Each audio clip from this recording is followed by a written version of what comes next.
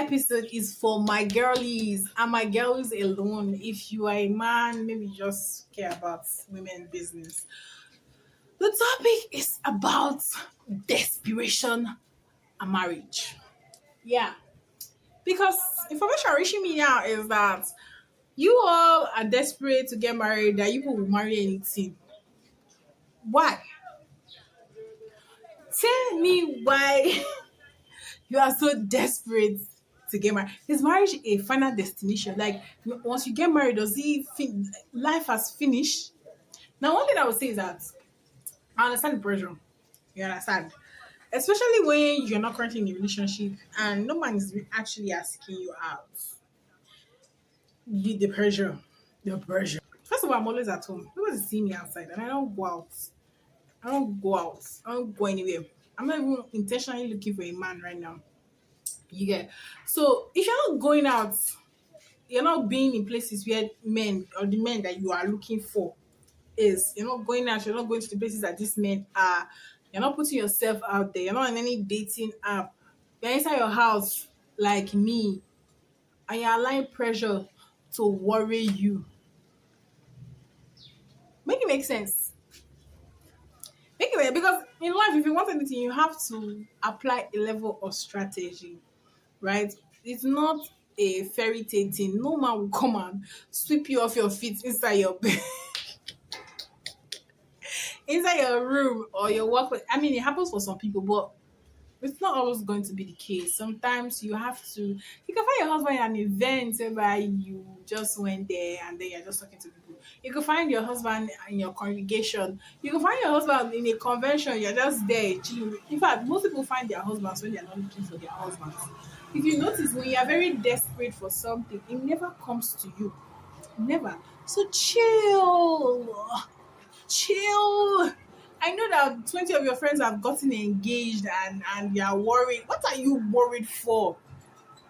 What are you worried for? You're worried to the extent that you are now settling for less, for a man that does not like you enough, for a man that I don't want to insult anybody, for a man that's like 30 years older than you, a man that has lived his life twice and there's no change.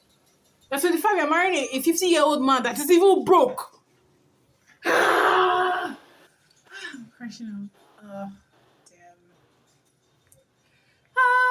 Damn. Damn. So yeah, all I'm saying is that also life than marriage, in my opinion, right? You can travel, you can aspire to make bastard money. What's wrong if you're the wealthy one in your family? You understand? I mean, there's really nothing wrong in wanting marriage. And actually, me too, I want to get married eventually, right?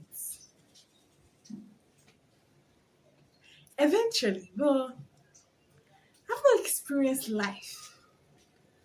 And I want to experience life. Even if I'm married, I want to experience life with somebody. So why I am currently waiting for that to happen and trying to put myself out there, trying because I'm not living inside. I'm not living this house. I don't go out, right? But I'm trying to put myself out there. I'm also working on myself to be the person that I would want my husband to marry because I have a lot of expectations.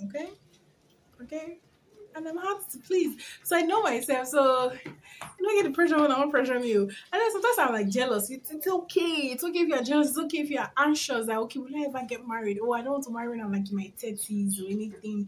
We are forgetting that everybody's story is not the same. Your timeline and my timeline is different. There's some things that you get before me and there's some things I will get before you.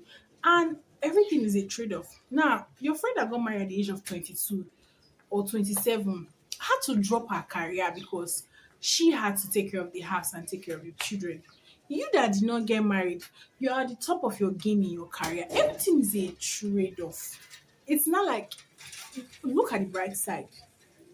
You're single, you can do a lot more. But you're married now, you have a lot of things tying you down. Now that you're not married, take advantage of it. Travel. Take care of yourself. Be obsessed with yourself. You understand? Okay?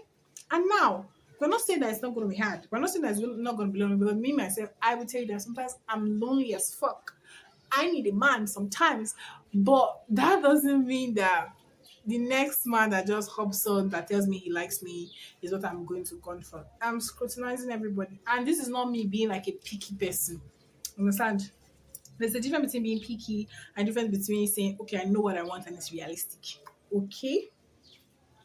So, girls, please, let's not be desperate for a man that does not love you enough. There's a man out there that likes you exactly the way you are, that wants to embrace you and give you the life that you want while you are being the best version of yourself. You understand? There's a man that wants exactly what you want, that you don't have to compromise so much. And even if there is not a man for you, because it's not everybody that will get married at the end of the day.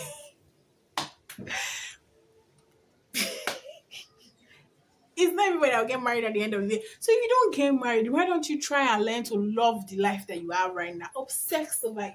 So that if you do not see man to marry, you can gather your single female friends and stay in one apartment and pretend that life is okay. Yeah, but yeah, you will be fine. Obsess about life. Like live in the moment. That's what I'm doing right now because I've noticed that I'm living in the future and I don't even know what the future is. So I'm like, live in today. And today, I'm here to tell you that if you do not currently have a man in your life, it is not the death of you. Does not mean you are ugly. It does not mean that anything is wrong with you. It just means that you've not met people. Maybe you're not making so much effort. Maybe you're not going outside more often. You understand? Also, maybe you have bad character. It could be. You're not perfect. If you be say your character are not good, so check yourself too if your character are good. If your character are not good, work on yourself. You understand? Because you can't tell me that when you shall. Funny thing is that men like to marry with bad character. All of you that are too good, they used to leave. If I let me come because sometimes I'm really too good, they used to leave us behind because I'm too good. You're so wicked. Maybe if you're wicked, you find a man. Well, be that as it may, the point is to love yourself, love your life, love the life that you currently have, so that when the life that you want comes, you can also love it. Because if you don't love the life that you have right now, there's no way in how you're going to love the one that is coming. You understand? So, yeah, girls, men are sweet, but they're not everything. Okay, you are everything because what if you get married and your husband dies? Anything can bloody happen, and then what will you do? Marriage is not everything. What if you marry and the man is now torturing you, is beating you? I'm just looking at the negative side, chat, because sometimes marriage comes with blessings for some people. But yeah, but be patient, trust in God, make efforts, go to strategic places, know what you want. You understand? As for me, I'll be living my single life like this because there's so much to explore in life. And then if a man comes along, sure, why not?